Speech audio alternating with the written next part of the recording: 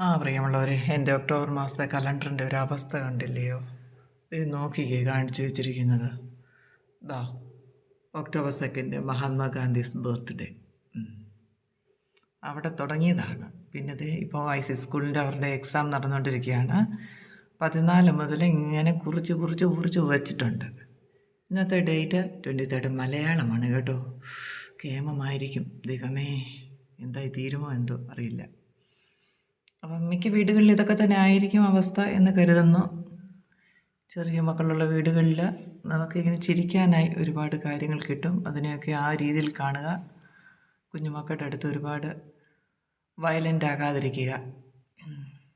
ഇതൊക്കെ നമ്മളൊന്നും പഠിച്ച കാലത്തൊന്നും ഇങ്ങനൊന്നും ആരും കാണിച്ചിട്ടുണ്ടാവുകയില്ല. ഞാനൊന്നും ചെയ്തിട്ടില്ല.